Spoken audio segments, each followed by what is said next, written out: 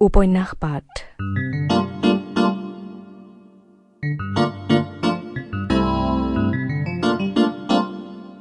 এই অনুষ্ঠানত প্ৰচাৰ হৈ আছে ডক্টৰ অনুজ বৰুৱা ৰচিত উপন্যাস মহা অৰণ্যৰ ধাৰাবাহিক পাঠ।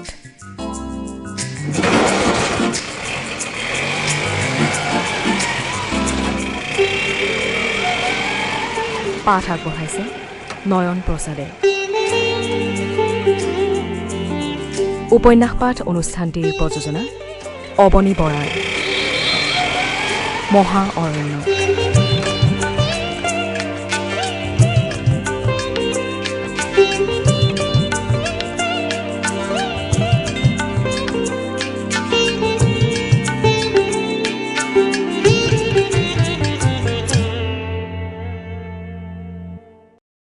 অৰবিন্দৰ ওচৰৰ পৰা ঘৰলৈ আহি অবিনাশে মুখ হাত ধুই চাহ একাপ খাই লৈ 4 ঘণ্টামান শুলে।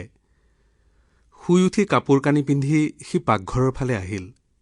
কোনোবাই ভাত পানী কিবা ৰান্ধিছে নেকি চাবলৈ। ঘৰটো একেবাৰে নিমাওমাও হৈ আছে। পাকঘৰত পলিয়ে ভাত পানী ৰান্ধি উঠি মজিয়াখন মচি আছিল। তাই মূৰ তুলি চালে। পলি, ঘৰত আৰু কোনো নাই নেকি? অবিনাশে সুধিলে। মাধৱী বায়ে ল'ৰা ছোৱালী দুটাক খুৱাইছে। মা আৰু বাসৱী দেউতাৰ ওচৰলৈ গৈছে। ভাত হ'ল, খাৱ যদি বাঢ়ি দিওঁ। দে। অবিনাশে ভাত খাই থাকোঁতে পলিয়ে সুধিলে। তই সৰু দাদাক লগ পালি নেকি? মই তাক বিচাৰি গৈছিলো বুলি তোক কোনে ক'লে? ডাঙৰ খুৰাই কৈছিল, কালি ৰাতি আহিছিল। খুৰাই তোক মাতি থৈ গৈছে। ঘৰলৈ মাতিছেনে? আৰু বেলেগ কিবা কৈছে নেকি? বাসৱী বাৰ লগত কিবা কিবি কথা পাতিলে, মোক একো কোৱা নাই। তই সৰু দাদাক লগ পালি নেকি? অবিনাশে ভাত খোৱাৰ পৰা মূৰ তুলি চাই ক'লে। এতিয়াও লগ পোৱা নাই ভালকৈ, কিন্তু পাম কিজানি। তহঁতে চিন্তা নকৰিবি, সি ভালে ভালে আছে। পলিয়ে সৰু মাত এটাৰে আগ্ৰহেৰে আকৌ সুধিলে। তই সৰু দাদাক দেখা পালিনে নাই বাৰু? সি সঁচাকৈ তেনেকুৱা হৈ গ'ল নেকি? সি স্মাগলাৰ নে কিবা তেনেকুৱা? অবিনাশৰ হাঁহি উঠি যাব খুজিছিল, কিন্তু সি পলিৰ চকুলৈ চাই হাঁহিটো সামৰি ৰাখিলে। তাই যোৱা ৰাতি বা ৰাতিপুৱা খুব কান্দিছিল কিজানি। সেই ৰঙা পৰা ফুলা চকু দুটাৰে তাই তাৰ ফালে চাই আছে। অবিনাশৰ মনটো কিবা লাগি গ'ল। সি ক'লে, মই অৰবিন্দক ওচৰৰ পৰা দেখি আহিছোঁ। সি আগৰ নিচিনাটো হৈয়ে আছে। তহঁতে একো চিন্তা নকৰিবি, সি এদিন ঘৰলৈ আহিবই। সি এতিয়া য'ত আছে তালৈ সি একেদিনাই গৈ পোৱাগৈ নাই। গতিকে ঘৰলৈ ঘূৰি আহোঁতেও কিছু সময় লাগিব। পলিয়ে আৰু একো নুসুধিলে। নিজে নিজে কিবা চিন্তা কৰিলে। ভাত খাই উঠি অবিনাশে মাকহঁত শোৱা ডাঙৰ কোঠাটোলৈ গ'ল। বিচনা এখনত ল'ৰা ছোৱালী দুটাৰ লগতে মাধৱীও টোপনিত। সি মাতিব বুলি ভাবিও ৰৈ গ'ল। যোৱা ৰাতি সি যেনেকৈ সাৰে আছে তাইও হয়তো ইয়াতে সাৰে আছে। তাইক তুলি দিলে তাই যি দুটা চকুৰে তালৈ চাব, সেই দুটাও হয়তো পলিৰ কেইটাৰ দৰেই ৰঙা পৰা হ'ব, ফুলি থকা হ'ব।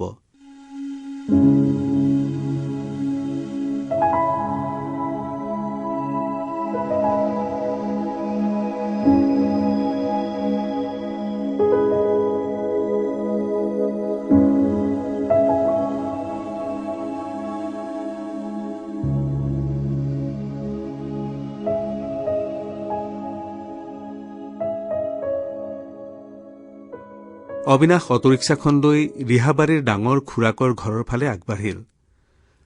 খুৰাকে কোনোবা কোনোবা মানুহক লগ কৰাৰ কথা আছিল। সেই মানুহবোৰে বা কেনে মন্তব্য কৰিলে? যদি অৰবিন্দই পুলিচৰ হাতত ধৰা দিয়ে, তেনেহ'লে তাৰ কিমান বেছি বা কম শাস্তি হ'ব পাৰে? আইনমতে অৰবিন্দৰ অপৰাধ কিমানখিনি? পুলিচে নিশ্চিতভাৱে প্ৰমাণ পাইছে যে অৰবিন্দ কোনোবা স্মাগলাৰৰ বডিগাৰ্ড। সি আগন্তুক দিনবোৰৰ এজন সফল স্মাগলাৰ। সি 4টা ল'ৰাক মাৰি পিটি মেডিকেলত পেলাই থৈছে। সি এতিয়া পলাতক। এইটো অৰবিন্দক পুলিচে ধৰিব পাৰিলে তাৰ কিমান শাস্তি হ'ব পাৰে?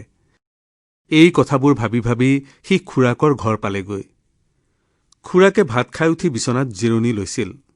অবিনাশ আহিছে বুলি গম পাই লগে লগে উঠি আহিল। পিছফালৰ বাৰাণ্ডাখনত চকী দুখন লৈ দুয়ো বহি ল'লে। খুৰাকে চকীত বহিয়েই সুধি পেলালে, কিবা খবৰ পালি নেকি?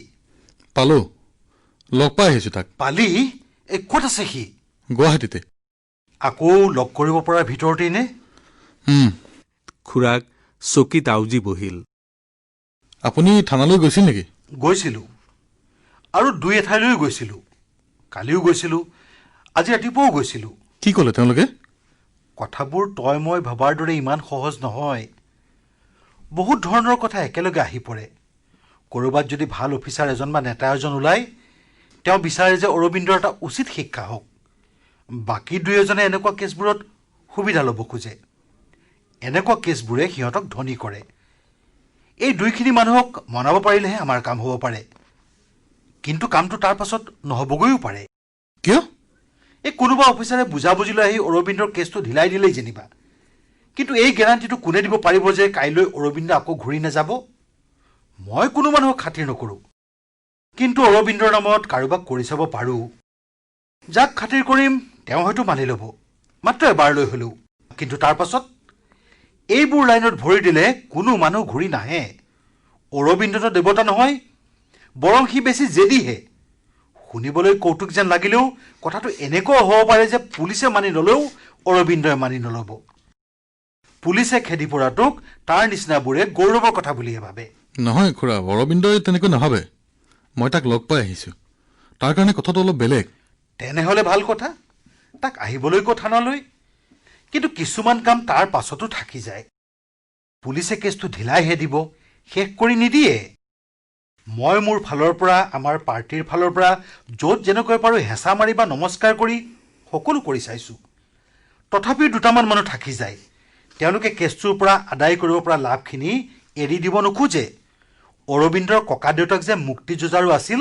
সেইটো কথাৰ দাম এতিয়া ক'তো নাই বা আমিও ৰাখিব পৰা নাই অতিকৈ কমকৈ হ'লেও সিহঁতক কিবা এটা দিব লাগিব আমাৰ পাৰ্টিৰ MLAক হয়তো মোৰ মুখৰ কথাৰেই কিবা এটা কৰিব পাৰিম কিন্তু তাৰ পাছতো 10-11 হাজাৰ টকাৰ খাম এটা আগবঢ়াব লাগিব কিজানি কৰিলে সেই কামটো অৰবিন্দক থানালৈ অনাৰ আগতেই কৰিব লাগিব ৰাতিটোৰ ভিতৰতে তই বা মই সেইখিনি টকা উলিয়াই দিব নোৱাৰোঁ মোৰ টকা পইচাৰ কথাটো বেলেগে তোক বুজাই ক'ব নালাগে টকা পইচাৰ দায়িত্ব মোৰ খুৰা আপুনি মাত্ৰ টকা পইচাই কৰিব নোৱাৰা কামখিনিকে যিমান পাৰে কৰক তোৰ ওপৰত আৰু এটা দায়িত্ব আছে অৰবিন্দক মনাব পৰাটো তোৰ ওপৰতে নিৰ্ভৰ কৰে মই বা অইন কোনোবা এজনে গৈ কিবা এটা কৰিব পাৰিম বুলি মনে নধৰে সেইটো আপুনি মোৰ ওপৰতে এৰি দিয়ক মই টকাখিনি আনি আপোনাক দিমহি মোৰ নিজৰ টকা নাথাকিলেও পৰাশৰৰ টকা অলপ মোৰ নামত আছে পৰাশৰক অলপ অলপকৈ টকাখিনি দিলে যিমান ক্ষতি হ'ব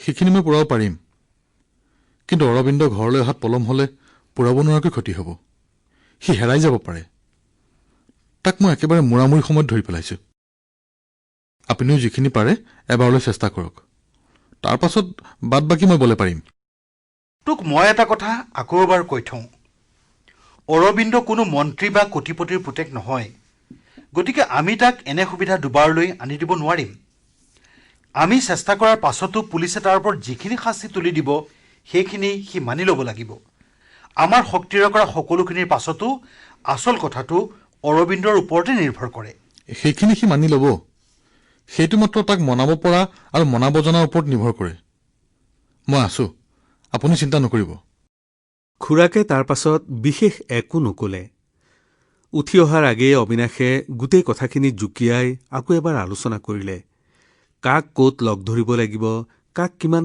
টকা দিব লাগিব অৰবিন্দ থানাত হাজিৰ হলে কি হ'ব পাৰে ইত্যাদি গোটেইবোৰ গেইটৰ ওচৰলৈ আহি বিদায় দিওঁতে খুৰাকে ক'লে যদি তই কোৱাৰ দৰে অৰবিন্দ ঘূৰি আহে তেনেহ'লে বেছি চিন্তা কৰিব নালাগে পুলিচে তালাচী কৰোঁতে তহঁতৰ ঘৰত একো বস্তু পোৱা নাই তদুপৰি যিকেইটা ল'ৰাক অৰবিন্দই মাৰি পিটি মেডিকেলত পেলালে সেইকেইটাক পুলিচে আগৰ পৰাই বিচাৰি আছিল সেই ল'ৰাকেইটাই আৰু পুলিচে পাছত ধৰা বাকী ল'ৰাকেইটাই যি লিখিত সাক্ষী দিছে তাত অৰবিন্দক মাত্ৰ বডিগাৰ্ড হিচাপেহে উল্লেখ কৰিছে গতিকে অৰবিন্দৰ বিশেষ জেল জৰিমনা হ'ব নালাগে যদিহে পাছৰ দিনবোৰত তাৰ ৰেকৰ্ড ভালে থাকে তেনেহ'লে ভয় কৰিব লগা বিশেষ একো নাথাকিব অলপ ৰৈ খুৰাকে আকৌ ক'লে টকা মোৰ 10,000 মান লাগিব তোৰ যদি দিব পৰা টকা আছে তেনে দিবি কোনকেইটা মানুহক কেনেকৈ দিব লাগিব মই ক'লোৱেই তই নিজে গৈ দি আহিব পাৰ।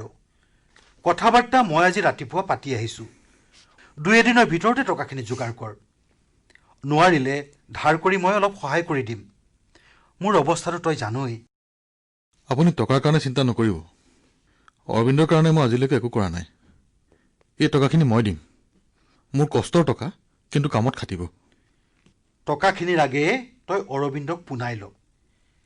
সেইটো কথাহে মই বেছি চিন্তা কৰিছোঁ। মই আজি ৰাতি অৰবিন্দৰ ওচৰলৈ যাম। যাবলৈ খোজ মেলি হঠাতে আকৌ ঘূৰি অবিনাশে ক'লে, আপুনি দেউতাৰ ওচৰলৈ যাব। তেওঁক বুজাই ক'ব যে সকলো ঠিক হৈ যাব। দেউতাক দিবলগীয়া উত্তৰটো মই এতিয়াও গোটাব পৰা নাই। সেইকাৰণে মোৰ মেডিকেললৈ গৈ দেউতাক দেখা কৰিবলৈ মন যোৱা নাই। হ'ব বাৰু, মই যাম।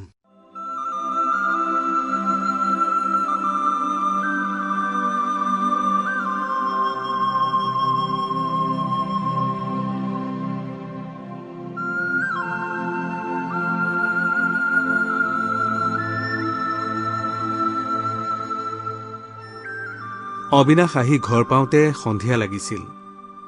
বাসৱী আৰু মাক অলপ আগতে আহি পাইছিলহি। সি অহা গম পাই মাক তাৰ কোঠালৈ আহিল। পিছে পিছে বাসৱী, পলি আৰু মাধৱীও আহিল। মাক জীয়েক চাৰিওজনী অৰবিন্দৰ বিচনাত বহি ললেহি। অবিনাশেও নিজৰ বিচনাতে বহি থাকি চাৰিওখন মুখলৈ চাই সিহঁতৰ চকুৰ প্ৰশ্নবোৰ পঢ়ি ললে। ডাঙৰ খুৰাৰ ওচৰলৈ গৈছিলি? বাসৱীয়ে সুধিলে। অবিনাশে মূৰ দুপিয়ালে। কি ক'লে খুৰাই? চিন্তা নকৰিবলৈ কৈছে। ময়ো কৈছোঁ তহঁতক, একো চিন্তা নকৰিবি। যদি খুৰাই কোৱা মতে কামবোৰ হৈ যায়, তেনেহ'লে কাইলৈ পৰহিলৈ ভিতৰতে অৰবিন্দ ঘৰলৈ আহিব পাৰিব। মাকে সুধিম বুলি মুখ মেলি থকা প্ৰশ্নটো সুধিলে। পলিয়ে কৈছে, তই হেনো অৰবিন্দক দেখি আহিছ? যদি তাক লগেই পাইছিলি, ঘৰলৈ লৈ নাহিলি কিয়? ঘৰতো মনে মনে লুকাই থাকিব পাৰিলেহেঁতেন। তাৰ পাছতো তই বাকীবোৰ কাম কৰিব পাৰ। যদি সি তাৰ পৰা আকৌ ক'ৰবালৈ গুচি যায়, আৰু ক'ত বিচাৰি পাবি? সি তাৰ পৰা কলৈকো নাযায়। যদি সি লুকাই থকাৰ পৰা ওলাই আহে, তেন্তে ঘৰলৈকে বুলি আহিব। ময়ো তাক অনাৰ ব্যৱস্থাকে কৰি আছোঁ। কি কৰিছ সোনকালে কৰ। দেউতাৰৰ অৱস্থাটো বেয়ালৈ গৈ আছে। ঘৰখন এনেকৈ নচলে। অৰবিন্দক কোনে সেইবোৰ কামত লগাইছে, সিহঁতক লগ পাইছিলি নেকি? নাই পোৱা। পালেও আমাৰ কৰিবলগীয়া একো নাই। অৰবিন্দক ঘৰলৈ আনিবলৈ চেষ্টা কৰ, নহ'লে ঘৰখন শেষ হৈ যাব। মাকৰ উচুপনি প্ৰায় আৰম্ভ হৈছিলেই। চাদৰৰ আগটোৰে মুখখন মোহাৰি মাক ভিতৰলৈ গ'ল। এই বাসৱী, দেউতাৰ কথা এতিয়া ডাক্তৰে কি বুলি কৈছে? বৰ ভাল নহয়। ৰাতি দেউতাৰ ওচৰত কোন থাকিব? মই আজি ৰাতি অৰবিন্দৰ ওচৰলৈ আকৌ যাব লাগিব। সৰু খুৰাকে আহিবলৈ কৈছোঁ, আহিব। কিছু সময় কেওটা নিজৰ নিজৰ ভাৱত মগ্ন হল। তাৰ পাছত পলি আৰু অলপ পাছত মাধৱী উঠি ভিতৰলৈ গ'ল। বাসৱী উঠিল আৰু অবিনাশক সুধিলে, চাহ খাবি নেকি? অবিনাশে মূৰ দুপিয়ালে। বাসৱী ভিতৰলৈ গ'ল। অলপ পাছত 2 কাপ চাহ লৈ বাসৱী সোমাই আহিল। একাপ অবিনাশক দি তাই অৰবিন্দৰ টেবুলৰ চকীখন অবিনাশৰ কিছু ওচৰলৈ টানি আনি বহি ললে। অৰবিন্দক লগ পোৱা আৰু খুৰাকৰ সৈতে পতা কথাবোৰ বাসৱীয়ে ভালকৈ জানিবলৈ বিচাৰিব বুলি অবিনাশে আগতেই জানিছিল। সেয়েহে সি বিশেষ ভূমিকা নকৰাকৈ অৰবিন্দক লগ পোৱা আৰু খুৰাকৰ লগত হোৱা বন্দোবস্তখিনি চমুকৈ বাসৱীৰ আগত বৰ্ণনা কৰিলে। কথাখিনি শুনি বাসৱী কিছু সময় চুপ হৈ বহি থাকিল। অবিনাশে আকৌ ক'লে, সি এতিয়া বৰ স্পৰ্শকাতৰ মন এটালৈ সেই কোঠাটোত সোমাই চিন্তা কৰি আছে। তাক সাৱধানে এবাৰ তাৰ পৰা বাহিৰ কৰি আনিব লাগিব। আনিব জানিলেহে সি আহিব। পুলিচ বা মা দেউতাহঁতে সকলোৱে এতিয়া তাক অলপমান বুজাবলৈ চেষ্টা কৰিব লাগে। পুলিচৰ সেইটো দৰকাৰী কাম নহয়, আৰু মা দেউতা বা খুৰাহঁতৰ ধাৰণাৰ ভিতৰত কথাটো নায়েই। কিন্তু মই তাক আনিমেই, যেনে তেনে। 25,000 টকা পূৰা হ'বলৈ এনেও কেইশমান বাকী আছিলেই। এতিয়া যেনিবা 10,000 মান বাকী থাকিব। এসময়ততো গোটেই 25,000 বাকী আছিল। কথা একেটাই। মই ঘৰৰ কিবা কামত লগাবলৈ জমা ৰখা টকাহে। তই 25,000 টকা পৰাশৰ দাক দিব লাগিব কাৰণে কোৱা নাই। তই যাতে ধাৰৰ পৰা ওলাই ল'ব পাৰ, সেইকাৰণেহে কৈছোঁ। মোৰ পৰা টকা দিবলৈ মই স্থিৰ কৰি থৈছোঁ। তই কোনো জেদ নধৰিবি বা অনুৰোধ নকৰিবি। মোৰ হাতত নথকা হ'লে বেলেগ কথা আছিল। মোৰ হাতত আছে বাসৱী। তোৰ পৰা বহুত টকা ল'লো ইমান দিনে। মই কৰিবলগীয়া কামবোৰ এতিয়া লাহে লাহে মোৰ হাতলৈ এৰি দে। টকাখিনি মোৰ পৰা লোৱা হ'লেও একো লোকচান নাছিল, কিন্তু তোৰ লগত আজি মই তৰ্ক কৰিব নোখোজো। অৰবিন্দৰ ওচৰলৈ কেতিয়া যাবি? আজি ৰাতি। ৰাতি মানে পুৱতি নিশা তাত পাবগৈ লাগিব। মোক অলপ সোনকালে তুলি দিবি। হ'ব। বাসৱীয়ে শলাগিলে আৰু চাহ খোৱা কাপ দুটা লৈ ভিতৰলৈ গুচি গ'ল।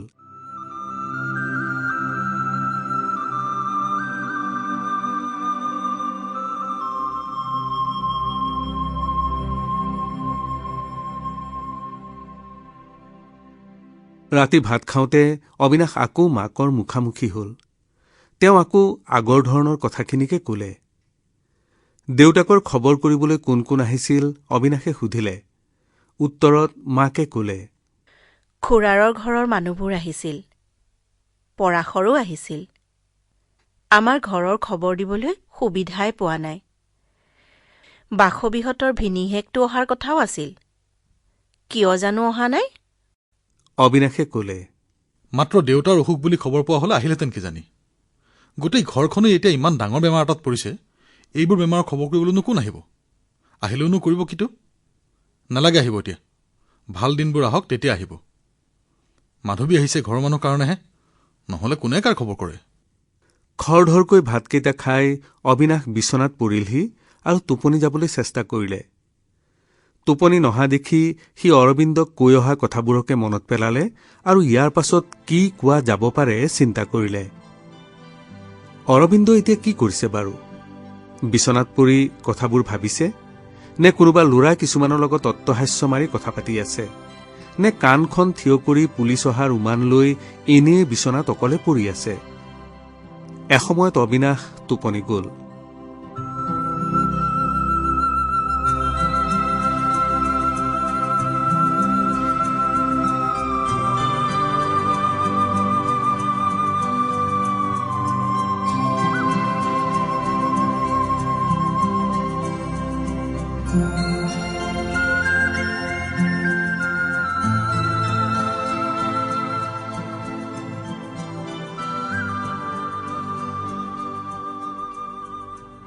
উপন্যাস পাঠ অনুষ্ঠানত ইমান পৰে ড অনুজ বৰুৱাৰ উপন্যাস মহাঅৰণ্যৰ ৩৫ খণ্ডটি শুনিলে।